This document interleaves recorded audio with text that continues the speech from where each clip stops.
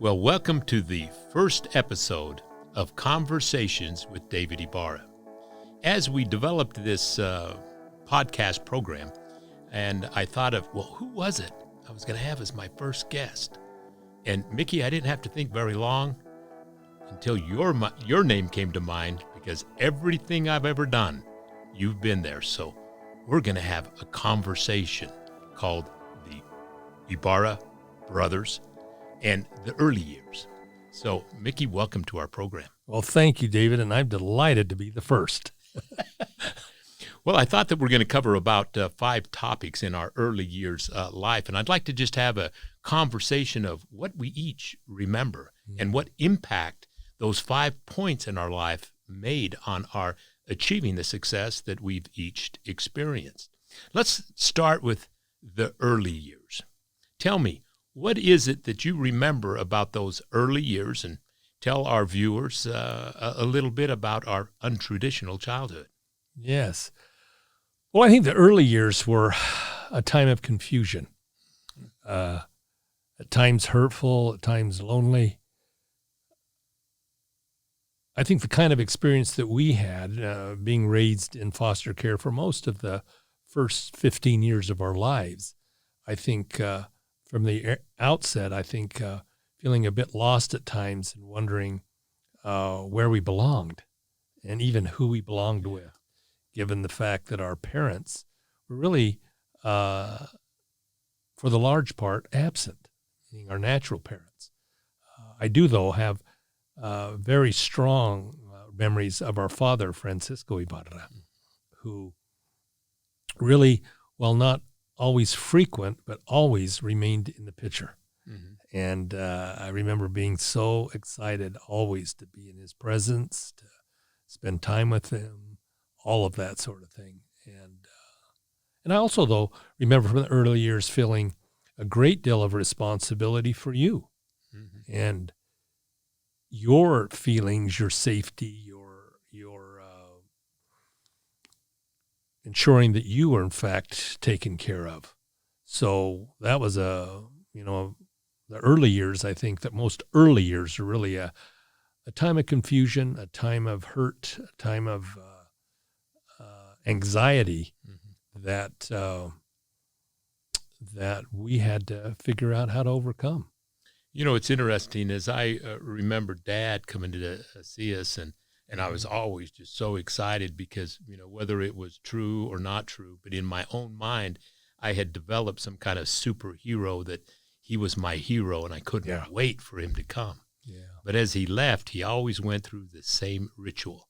He would put me on one knee and you on the other, and then he'd talk to you and say, Mickey, it is your responsibility to take care of your younger brother and make sure that he feels safe and that he belongs.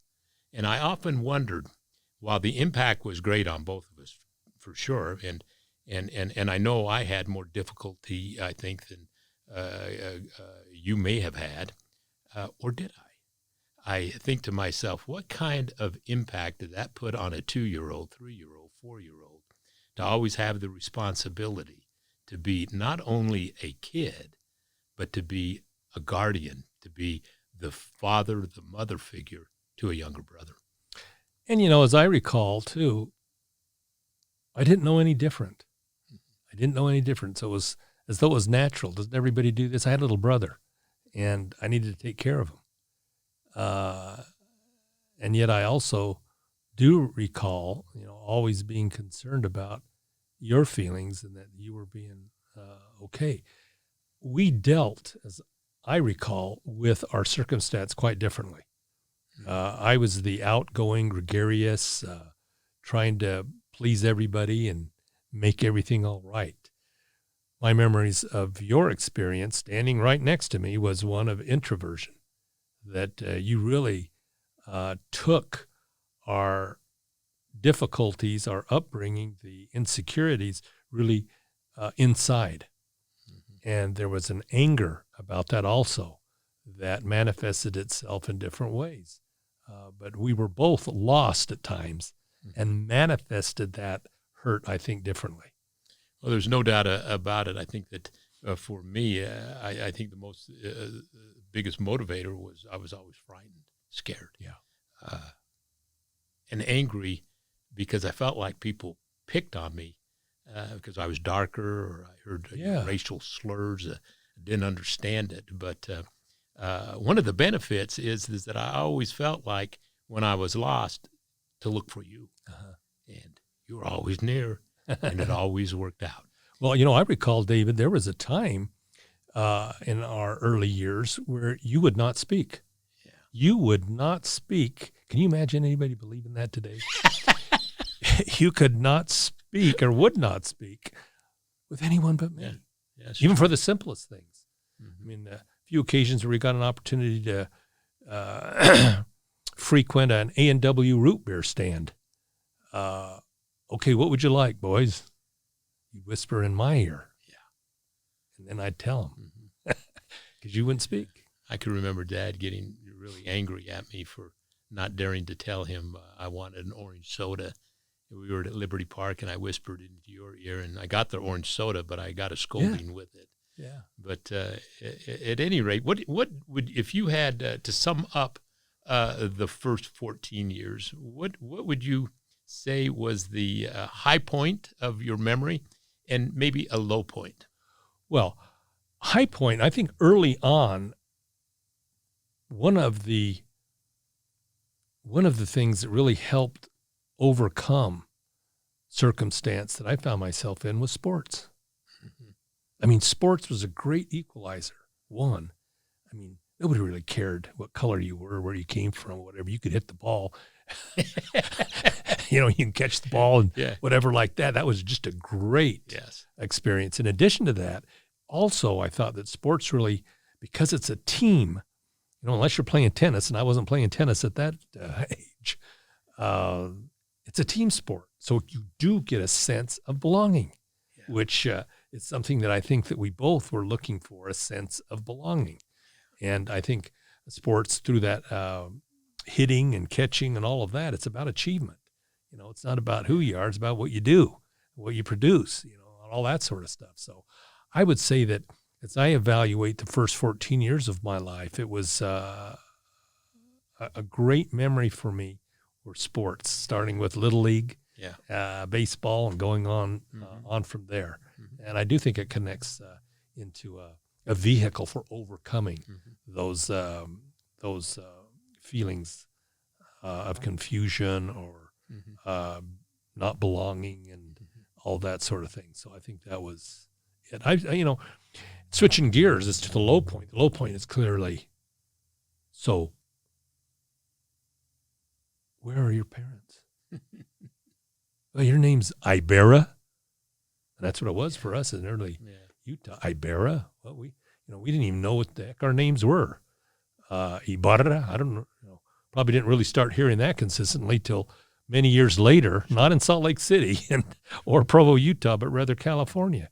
Who are you? I think that was because what it did every time we were asked that, it reminded us that our parents weren't with us. Yeah.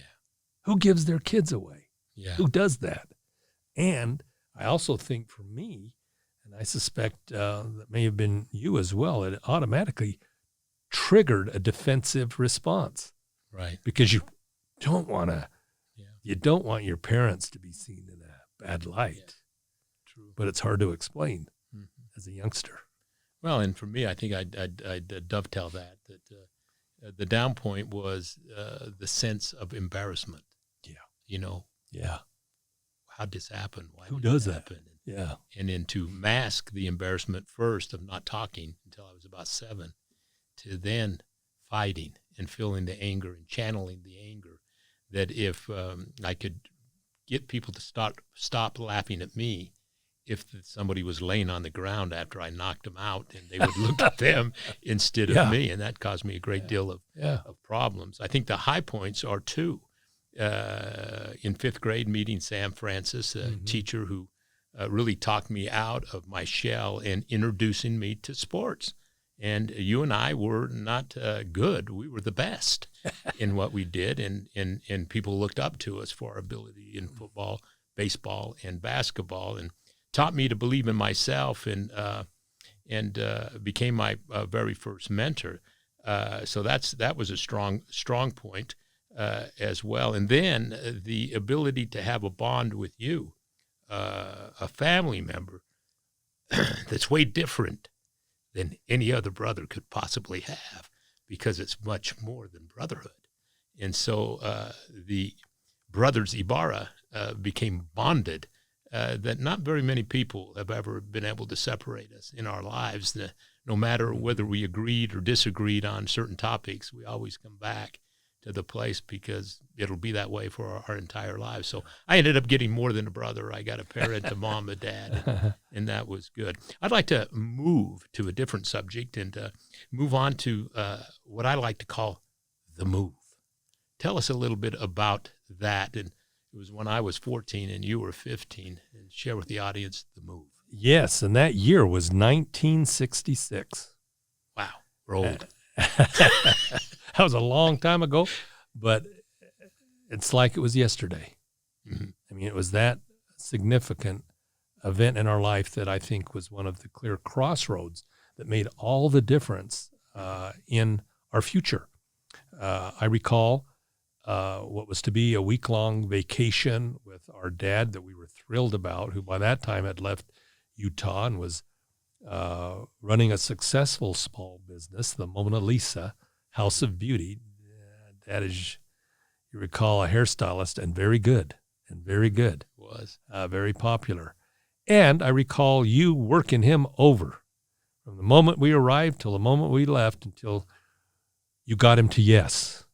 And the yes to the question, I want to move, and I want to live with you. This is where I want to be. I can't stand it in Utah. We got to get out of here.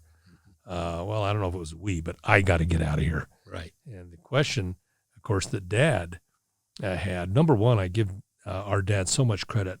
Our dad made a whole host of mistakes, to be sure, in his life. And yet the one that he can always be proud of, and we will always be proud of for him, I'm sure, is his decision to say yes. However, it was conditioned on the agreement that we would decide together, that we had never been separated, and we weren't going to be separated now, especially because of him saying yes and allowing us to split up. So we agreed that we would go back to Utah and discuss it and figure it out, do it together. And it wasn't too long before I realized that it was the right thing to do for you and for me to reunite with Dad. And the decision was made, and in August of 1966, packed up all our cardboard boxes and shipped them in the U.S. mail to Sacramento and got us a bus ticket, Greyhound bus ticket, right, from Salt Lake City to Sacramento. You know, I remember the conversation, and we all remember things a little bit differently, and our memories are, mine certainly is most likely not accurate, and nobody's is, but I remember us having a conversation, and you not wanting to go. You were very successful at the high school you were at. You had made, I believe, varsity football team and baseball, and were doing well. And I can remember I said, I'm going. Mick, I got to go out. I got to get out of here. It's going to kill me if I don't get out of here. Yeah. And then you saying, okay, if you're going, I'm going with you. And off we went on that Greyhound bus. And I tell you what, for me, the big change was immediately in about a week, I realized, oh, my heavens, I look like everyone else. I just fit. And off to school we went. And I'd like to shift just a minute here and now ask a question about, here we are, arrived in Sacramento, had a bit of the summer with Dad, and it was, we could tell stories upon stories of things that Dad did not know about being a parent, but we'll skip those. And I'd like to shift right in to how it was that you began to be welcomed at our high school that we went to. You were a sophomore at Luther Burbank High School, and I was a ninth grader at Fair Junior High School. But how was it the first introduction to what ended up being a great experience for you, your high school years. Yes, and it's real clear to me. It began with my trying out for the high school football team. So once again, the sports experience translated and provided opportunities and opening and new friendships that were really accelerated by the sports and competition. And so I showed up at tryouts for the sophomore football team and made the team and really excelled on the team, in part because I had a head start. I had a head start because in Utah, where I had just left, Brigham Young High School was a 4-year school. I already had a year of football under my belt. And on top of that, I had a coach, Coach Jones of the sophomore team, who graduated and played football for Brigham Young University. So when he knew he had some young kid from Salt Lake City, Utah, who went to Brigham Young High School, well, I got his attention. And as soon as we started tryouts, it was very clear that I belonged out there and belonged on the team. And that really opened up again and just a whole host of opportunities and friendships that quickly developed. Well, I can remember your starting in tackle football, that people saw you walk on a 5'7", 140-pounder, all wet, and laughed a little, and then one by one in tackle practice, they began to drop one by one, and they said, "Oh my hell, this guy can play football." And right away, you had friends like Wade Deems, David Hill, and it went on that remain friends to this very day. Yes. For me, I remember a little bit different. I was scared. I mean, I was first day of school, so the attention was on me, this kid from Utah. So I looked around and picked out the meanest junkyard dog in that school. And within one day, him and I went toe-to-toe, fisticuffs. And, of course, I won because I won all the time. And I made I was in the in crowd.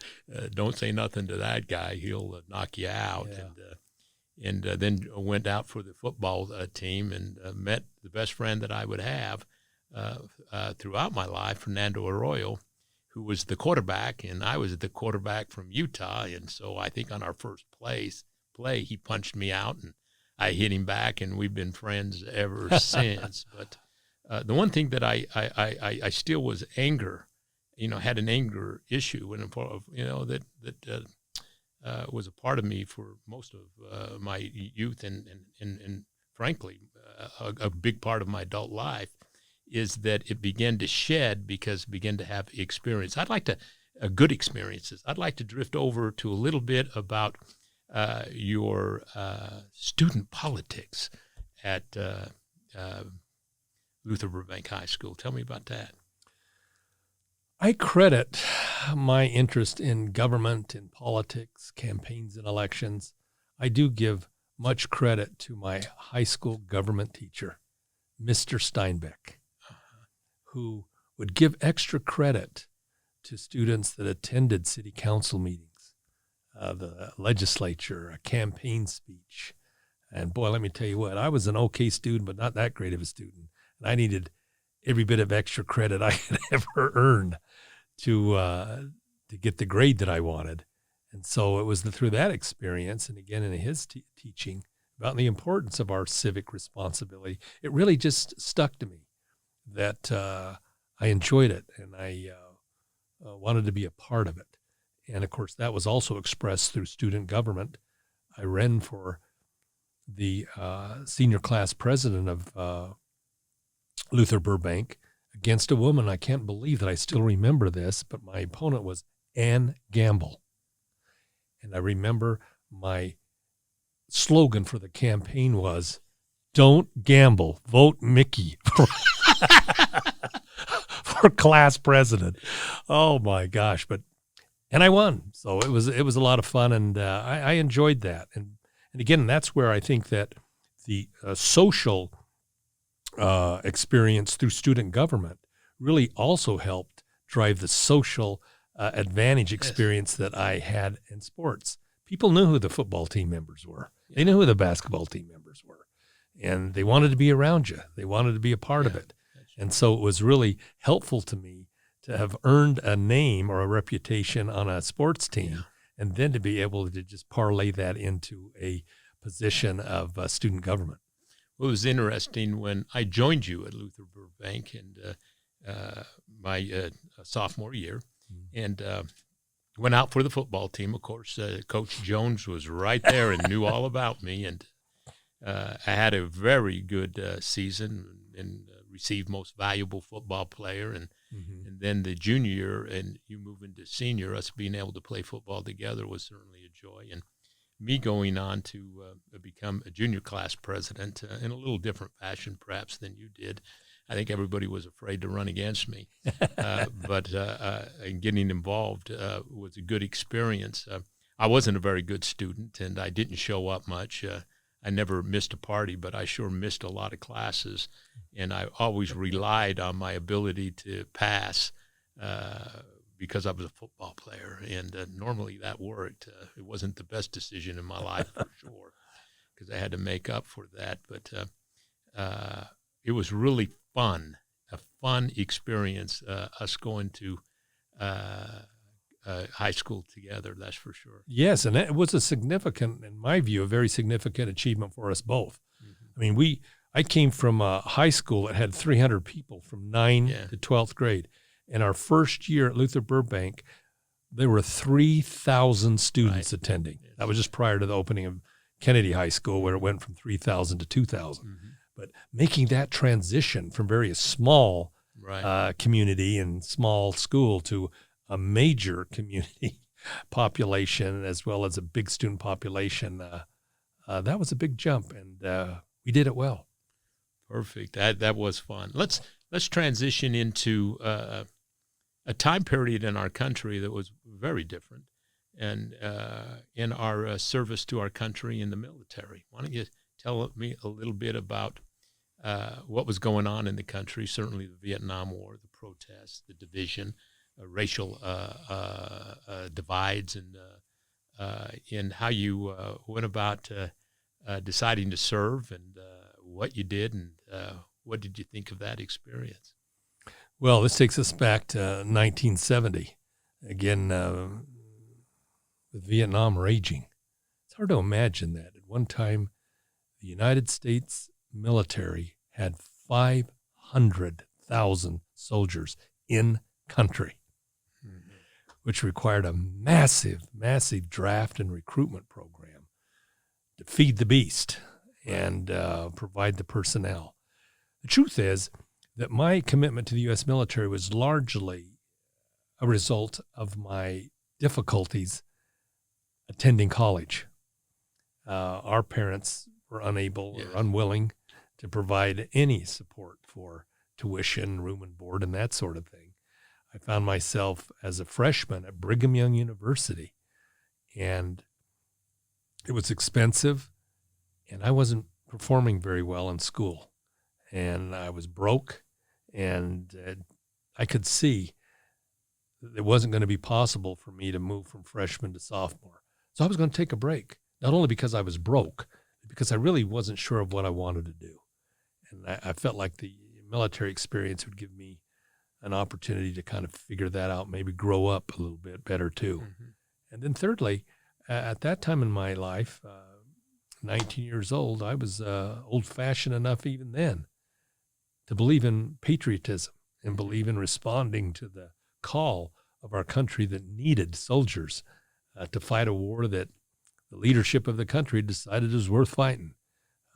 I later came to understand that probably wasn't the right thing to do. But at any rate, I think for those three reasons, that made the United States military a good option. I could sign up, and if I signed up for 3 years, I could help decide what my occupation would be in the service, and I would return with a GI Bill for education, the same start that our father, Francisco Ibarra, enjoyed following his service during the Korean conflict. And that would be my path, complete college. It'd also be my path to grow up a bit and thoroughly be my path to serve my country. Right.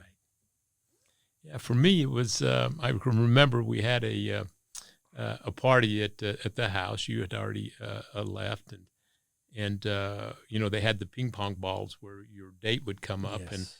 they were The going draft. through this machine, and they had announced that the first 235 numbers picked were going to be drafted. And so I'm in the kitchen popping popcorn, and everybody starts laughing. We had all our dates, and they said, Ibarra, you better get your ass in here. And so I go in there, and sure as enough, my number popped up, number 18. I was going and going to be drafted. And so at that time, it was really obvious that the war was a mistake, and we were going to be sent while there was a peace, a treaty that was honorable. I don't know how you come up with honorable when it went on for more years and more lives were lost. But I decided to quickly get into the Air Force Reserves, and I got in, so I was able to avoid the draft and serve as a reservist. It was a different experience. I wouldn't say boot camp was fun, but it did teach me a little bit about discipline. And also, like you, I felt an obligation that while many of our friends were leaving and going to Canada to avoid the draft, that was just something I couldn't do. If I got drafted and ended up having to go to Vietnam, I just couldn't go against our country. And, our dad came here to change our lives, and a lot of things happened to us because of Dad's decision. And so it ended up being a good experience. I progressed quickly and ended up a Staff Sergeant David Ibarra, and reports as ordered, sir. And I felt like I met the obligation. Let's move to the final topic of our discussion today is how is it that you decided what you were going to do for a living? What did you want to do? As I think about my 45-year professional career,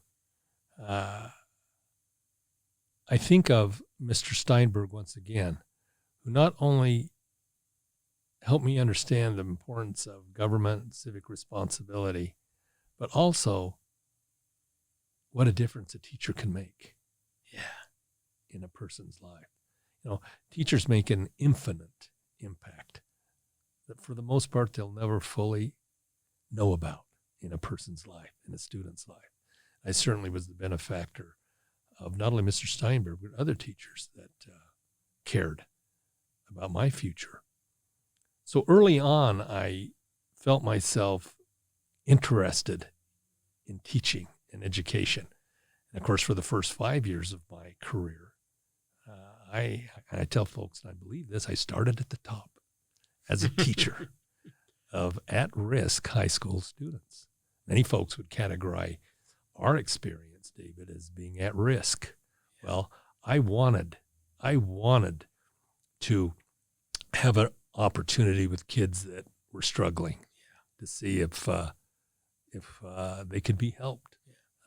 And so that decision to graduate from Brigham Young University, to get my teaching certificate, and to get an opportunity to teach was the right one for me. I enjoyed it for 5 years. It really set me on a path that really has been a terrific career. For me, I was motivated by fear, I think, until I was about in my late 40s. And so I was afraid I just wasn't going to get any opportunity. I was working as a dishwasher at Farrell's Ice Cream Parlor, and I had the good fortune to meet Mr. Farrell. He took me under his wing. He became my mentor. He introduced me to something that we'll talk about later, but a book called Think and Grow Rich that really began the changing of my thoughts and how I let them get into my mind and to guide me. And so I ended up in the restaurant business by accident, but it became the University of Hard Knocks, and I grew quickly, and I'm so thankful that most insignificant position that I thought I would have had turned out to be one of the most significant decisions I ever made, becoming a dishwasher at Farrell's Ice Cream Parlor restaurant. So, Mickey, I want to thank you for participating in the first episode. the brothers Ibarra, the early years, and there is going to be an episode 2 that we're going to talk about our careers and other things in our lives. So thank you very much. I appreciate you being on. Thank you, David. I've enjoyed it.